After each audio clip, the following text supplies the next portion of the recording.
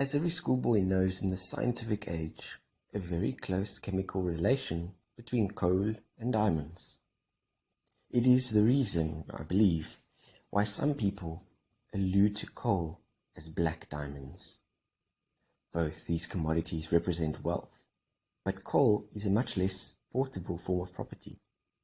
There is, from that point of view, a deplorable lack of concentration in coal. Now, if a coal mine could be put in one's waistcoat pocket, but it can't.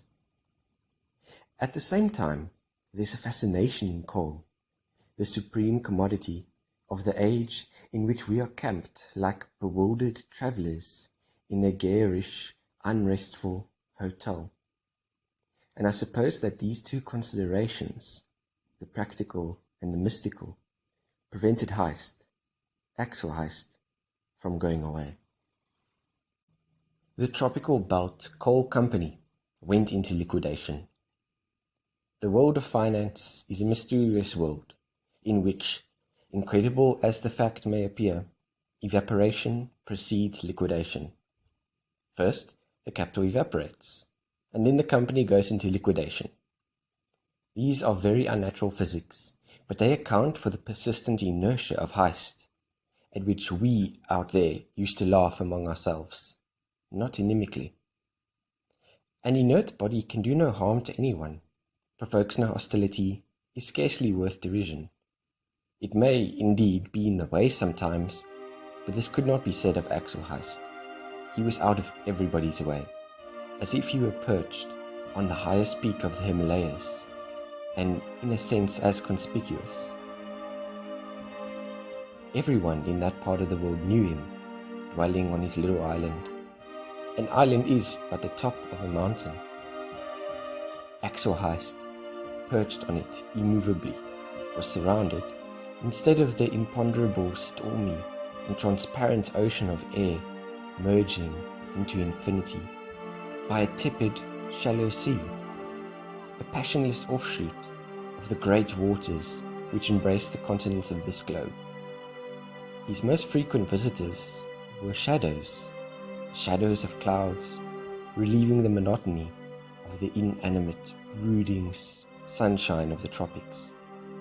His nearest neighbor, I am speaking now of things showing some sort of animation, was an indolent volcano which smoked faintly all day with its head just above the northern horizon, and at night levelled at him from amongst the clear stars a dull red glow, expanding and collapsing spasmodically like the end of a gigantic cigar puffed at intermittently in the dark. Axel Heyst was also a smoker, and when he lounged out on his veranda with his cheroot the last thing before going to bed, he made in the night the same sort of glow, and of the same size as that other one so many miles away.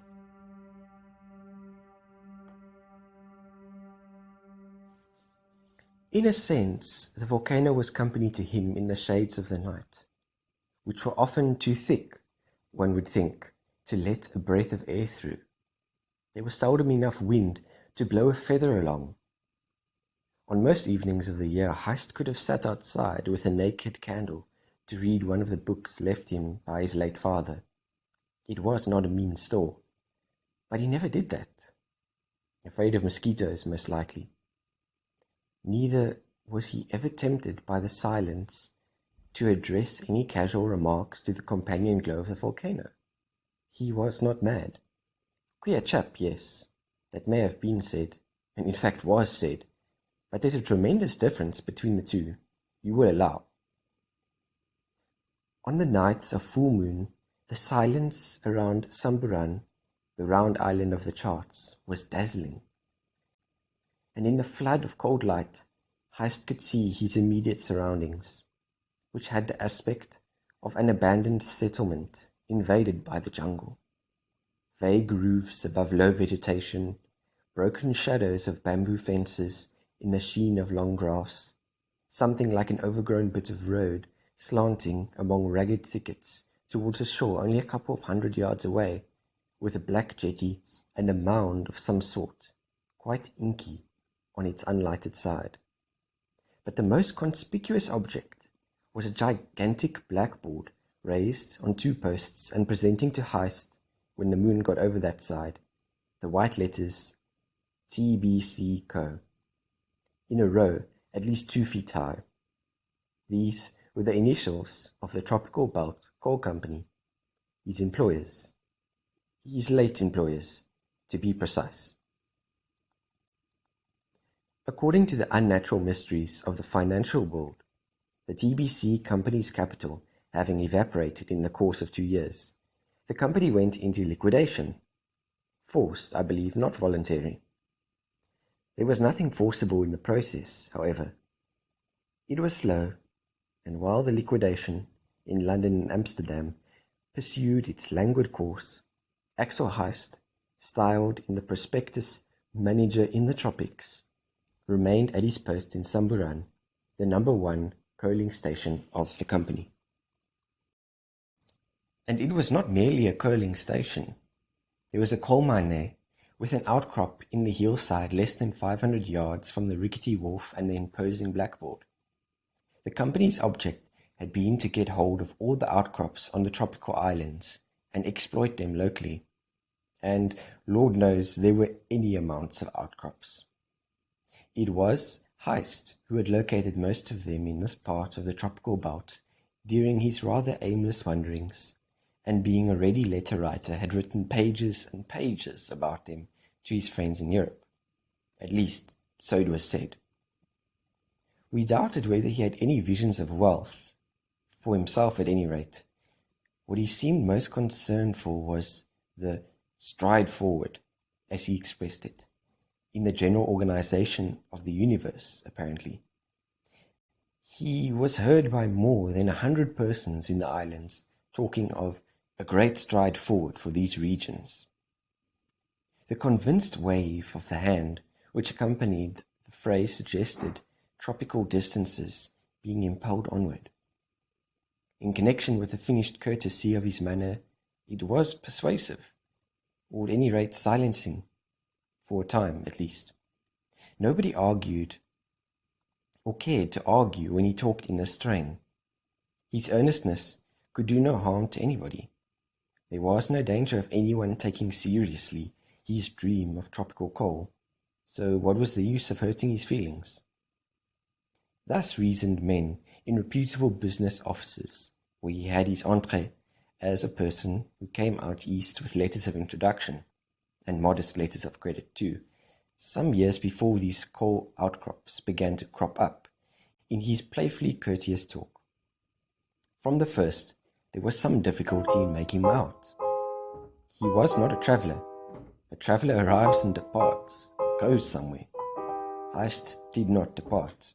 I met a man once, the manager of the branch of the Oriental Banking Corporation in Malacca, to whom Heyst exclaimed, in no connection with anything in particular.